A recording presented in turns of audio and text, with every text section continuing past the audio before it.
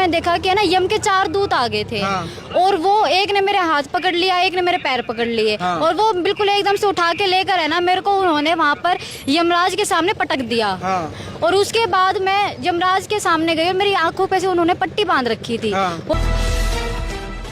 ले भाई, कैप्शन आपने पढ़ लिया है कि 18 साल की लड़की यमराज से मिलकर हुई जिंदा। फिलहाल इस वक्त रोहतक हमारी टीम मौजूद है। भाई ये सच्ची घटना, फिलहाल ये वो लड़की है भाई जो 18 साल की उम्र में तकरीबन 1 घंटे के लिए मृत अवस्था में चली गई थी और भाई यमराज के दर्शन करके वापस कैसे जिंदा हो गई। बहुत सारे साथियों के कमेंट रहेंगे भाई क्या ये सच्ची घटना है, कैसा भी हो सकता है। बहुत बार आपने बड़े बूढ़ों से ऐसी बातें सुनी थी भाई, जो बड़े बूढ़े थे कोई 2 घंटे, कोई 4 घंटे, कोई 1 घंटे के बाद वापिस जिंदा हो जाता था। फिलहाल ये जीता जागता उदाहरण रोहतक का है। ये लड़की है भाई। फिलहाल गुड़िया उठ ले बेटा, उठ ले। क्या बात है, उठो एक बार। ये बात बताओ मुझे भाई, मेरे दीदी भी है ना गैलसा हो रहा है। कोई बात नहीं, उठो भाई, मत करो, उठाओ गुड़िया, लाओ भाई, उठाओ एक बार, सारा दे दो भाई, थोड़ा है एक बार भाई। 1 घंटे के लिए जो इसके परिवार वाले और इन बहनों ने बताया भाई, 1 घंटे के लिए ये मरकर जिंदा हुई है। फिलहाल विश्वास नहीं हो रहा है। यमदूत इसने लेकर गए थे लेकिन ये वापस आ गई। गुड़िया क्या नाम, सबसे पहले तो आपका नाम बताओ गुड़िया। मेरा नाम राशि और मैं रोहतक से हूँ। राशि बेटा, ये सच बात है कि आप मर गए थे? हाँ, ये बिल्कुल 100% सच बात है कि मैं मर गई थी। क्या कुछ हुआ था, मतलब नु कह रहे भाई 1 घंटे के लिए आप मृत अवस्था में चले गए थे। वो जो 1 घंटे का जो सफर रहा है उसमें क्या क्या आपने देखा, क्या क्या अनुभव आपका रहा, बताओगे एक बार। मैं मेरे घर पे बैठ के चाय पी रही थी और मेरी चाय भी पूरी नहीं हुई थी और मेरे आंखों के सामने एकदम से अंधेरा आ गया था। अच्छा। मेरे को तो कुछ पता भी नहीं था कि मेरे साथ हुआ क्या। वो तो बाद में जब मेरे को होश है तो मेरे घर वालों ने बताया कि मेरे साथ ऐसा ऐसा हुआ था। अच्छा।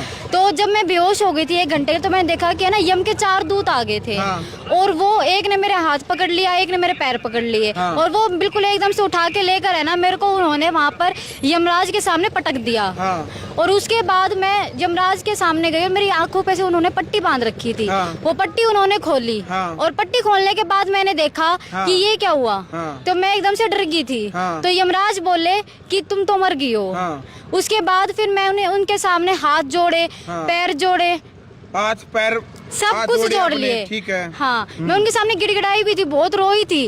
और वो बोले कि क्या हुआ। बोले कि यमराज जी मेरी उम्र ही क्या है जो आप मेरे को अभी इतने पहले धरती पे से लेकर आ गए। उस टाइम पे मैं बहुत रोई थी उनके सामने। अच्छा।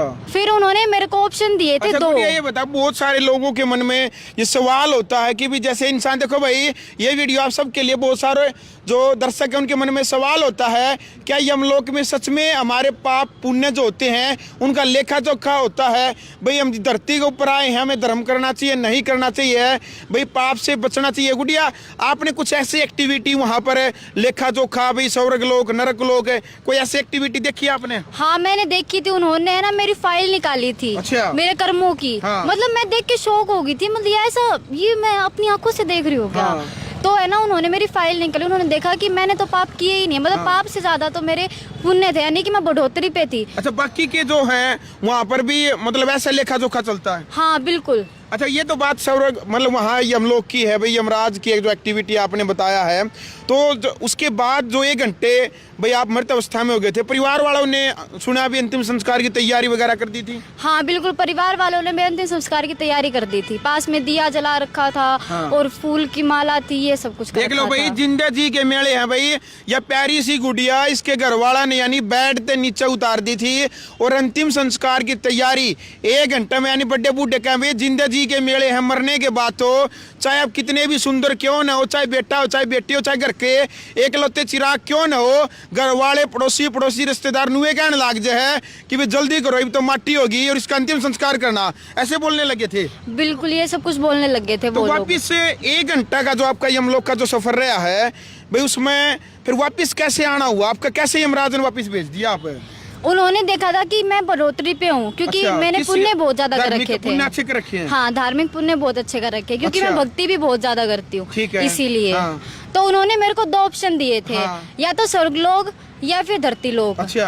तो मैंने उनको बोला था कि भाई मेरी आखिरी इच्छा है सिलाई सीखना। अच्छा। जिसलिए मैं उनको बोली कि है ना मेरे को धरती लोक पे वापस छोड़ दो, मैं टैलेंटेड रितु इंसा यानी के स्वर्ग लोक को भी ठुकरा दिया आपने। बिल्कुल। अच्छा। मैं टैलेंटेड रितु इंसा के पास सिलाई सीख के अपना नाम बनाना चाहती हूँ और वही मेरे लिए स्वर्ग लोक है। अच्छा। हाँ। और मान ली बात यमराज ने? यमराज ने मेरी बात इसलिए मानी थी क्योंकि मैं पुण्य बहुत ज्यादा किए थे, इसीलिए। बिल्कुल भाई, फिलहाल देख लो या वो लड़की है और मैडम जी ने बुलाना चाहेंगे। मैडम जी आज एक बार साथ साथ में भाई अंजलि मैडम है और साथ साथ मनु कहने लग रही है गुड़िया कि भाई सिलाई सीखने के लिए इनका कोर्स अधूरा रह गया था और इसलिए ये वापिस मरकर जिंदा हुई है। भाई 1 घंटे के लिए इन बात का यकीन इनका भी कौन था, लेकिन आज इन सारी लड़कियां ने इस बात का यकीन हो गया।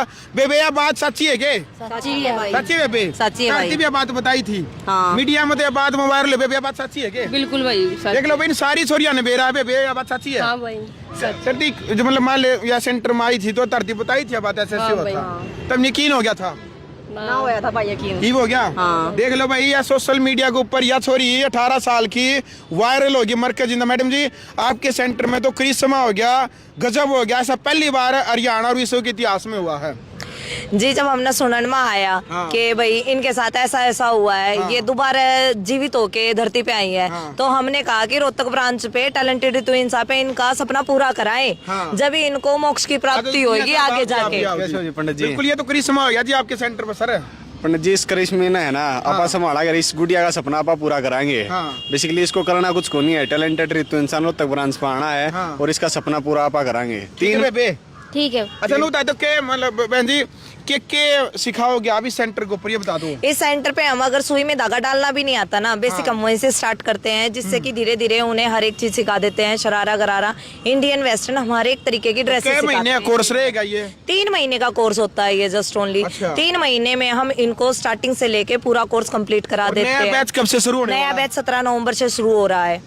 हाँ बिल्कुल जी। भाई दिखा दे भाई रोहतक बस स्टैंड के पास में टैलेंटेड रितु इंसा जो है भाई, ये जो सेंटर है यहाँ पर न्यू एडमिशन 17 नवंबर से 17 नवंबर से एडमिशन तो अभी से है, बैच शुरू हो जाएगा। एडमिशन रजिस्ट्रेशन अभी से स्टार्ट हो रहा है। 17 नवंबर से नया बैच स्टार्ट हो जाएगा। लिमिटेड सीटें हैं बिल्कुल ये। बिल्कुल लिमिटेड सीटें होती हैं और कुछ ही % रही हैं, बाकी हमारी फुल हो चुकी हैं जी। बिल्कुल एक बात जी और पंडित जी, सर। एक स्पेशल ऑफर है सिर्फ और सिर्फ नवंबर बैच के लिए। हाँ। जो भी बच्चा हाँ, नवंबर सच्चे बैच भाई, ये थे में भाई। मैं बताऊंगा पंडित हाँ, जी हाँ, बिल्कुल।